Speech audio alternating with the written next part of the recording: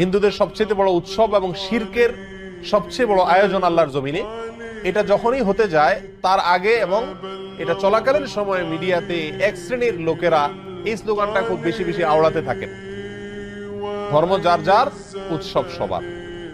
বড় আশ্চর্য লাগে, বিষয়টা যখন ধর্মীয় তাহলে এটার ব্যাখ্যা দিবে তো ধর্মীয় ব্যক্তিবর্গরা, কিন্তু ধর্মীয় বিষয়ে ব্যাখ্যা দিতে আসছেন রাজনীতিকরা, ধর্মীয় বিষয়ে ব্যাখ্যা দিতে আসছেন বুদ্ধিজীবীরা, যাদের ধর্ম সম্পর্কে কোনো ধারণাই নাই।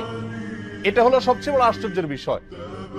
একজন মুসলিমের জন্য হিন্দুদের দুর্গাপূজাতে কোনোভাবে অংশগ্রহণ করা জায়েজ কিনা, অনুমোদিত কিনা, এ বিষয়টি তো সিদ্ধান্ত দিবে ধর্ম বিশেষজ্ঞগণ, উলামা একরাম, কারণ বিষয়টা ধর্মীয়।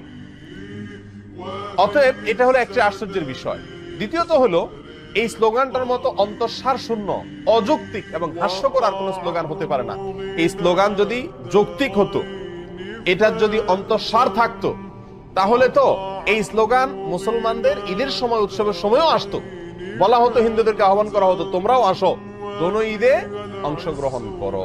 অথচ তখন এটা করা হয় না। তাহলে বোঝা গেল উদ্দেশ্যমূলক ভাবে শুধু মুসলমানদের ঈমান ধ্বংস করার জন্য এই ষড়যন্ত্রমূলক স্লোগানটি বাজারে চাউর করে রাখা